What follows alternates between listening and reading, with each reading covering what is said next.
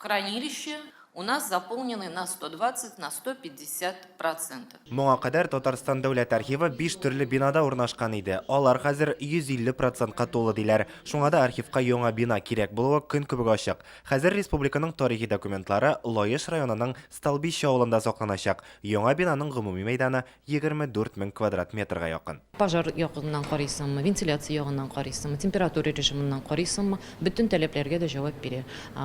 6 этажлы бина, 2 этажында администрация ягы бар, анда бөтен мөмкинчелекләр дә каралган. Бер ай эчендә яңа бинага 6 миллионга якын берәмлек документны күчерергә җыеналар. 324 000 тартманы көн саен 4 фуры ташыячак. 80-гә якын эшче җәлеп ителгән. Себер трактындагы һәм Кремль урамындагы биналар тулысынча күченәчәк. 8 март урамындагы архив Казан башкарма комитетына бирелә, әмма биредә уку залы элеккечә эшләячәк. Татарстан дәүләт архивының декабристлар урамы 4-нче йортта урнашкан биналарына килгәндә исә 1-нче корпус биредә апрель аена кадәр эшләячәк һәм соңыннан соңына Столбищега күчәчәк. Ә инде 2-нче корпус монда кала, биредә җирле үзидарә органнарыннан документларны кабул итәчәкләр. Изначальная работа – это работа в архивах. Һәр фәнни хезмәтнең нигезендә архивларда эшләү тора ди тарих фәннәре докторы Әлфия Галләмова. Дистәләгән фәнни эш авторы архивта күп вакытын уздыра. Аның фикеренчә, бинаның шәһәр читендә урнашуы җайсыз булачак. Нужно будет специальное время выбирать для того, чтобы туда выбраться. Анда барып җитү өчен өстәмә вакыт кирәк булачак. Архивны Столбищега күчерү тарихи документлар белән кызыксынган кешеләргә дә, галимнәр өчен дә күп уңайсызлыклар тудыра. Вся их профессиональная деятельность должна проходить в архиве. Архив эше буенча дәүләт комитеты рәисе архивка килеп йөрү мәҗбүри түгел ди. Кирәкле документларга Казандагы уку залларында заказ бирергә мөмкин